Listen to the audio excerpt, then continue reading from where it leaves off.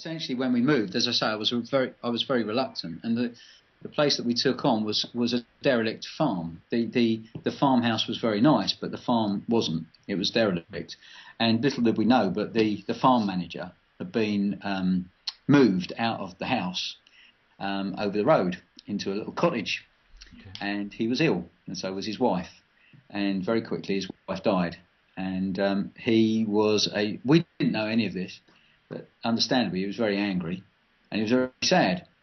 And for several months, as we moved in, we started to keep some chickens and goats and what have you. And he was very clear he didn't want anything to do with us. And one day we got some sheep, and I caught him at the gate. And he had been watching us now for a fair bit of time. And I remember him saying, "Look, whilst I'm alive," because he was very ill, "I'll teach you everything I know."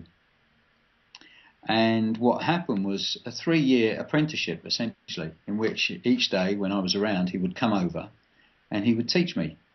And I would fumble my way into... I'd never touched a sheep before.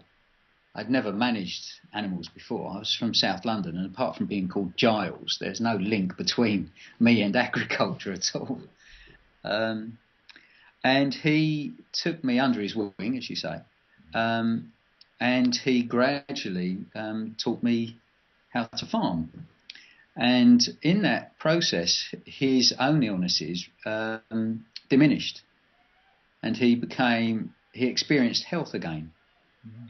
And he felt that was a great gift that he was getting from myself, that he had the opportunity to see his farm come back to life. Mm.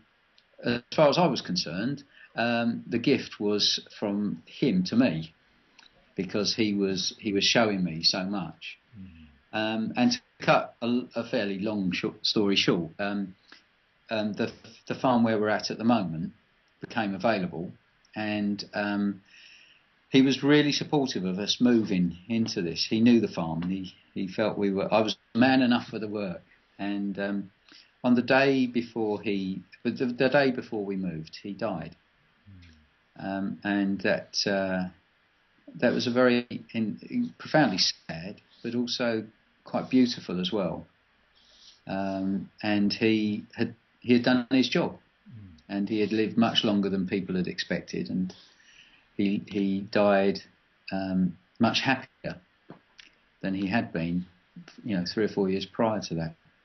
And it left me with, if you like, a legacy in terms of my own learning. And he demonstrated, he not only did the process take me back to being a learner again, and getting that sense of feeling so stupid and ignorant and clumsy, what I also noticed in the way he worked was how he cultivated me as a young farmer, or a novice farmer I should say, in the same way that he had cultivated throughout his life.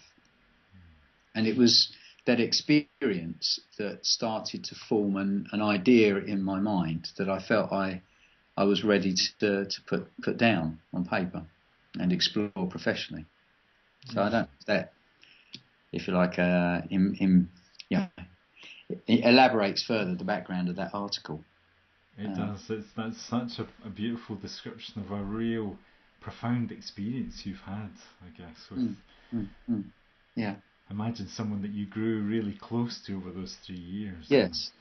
Yeah. And one of the things that I picked up, because the learning went both ways. I didn't realise, but when he was a younger man and he ran the farm, he was known to be a very hard taskmaster. He could be very difficult to get along with.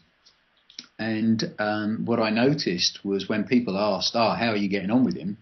I would often say he's very generous, he's affectionate, he's very caring and supportive. And they couldn't quite make the link. And I began to realise that he was also trying something new. He had a second chance. And he was seizing that.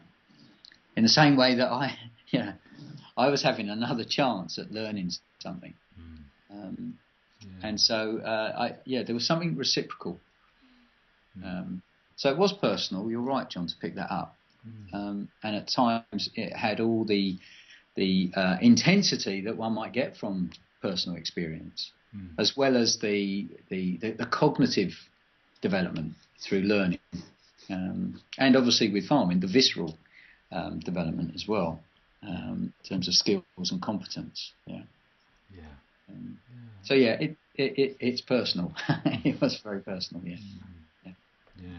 It sounds it, and just incredible the way that like he cultivated you, I guess. Like it wasn't just like a download of information or something. There was a kind of process to it, or absolutely. And there are a number of stories where, when I look back, I notice now how just how one is very gentle when you're working with livestock. You don't go rushing in there. I notice now how very gently he worked me. There's a lovely piece in some work by Parker J. Palmer.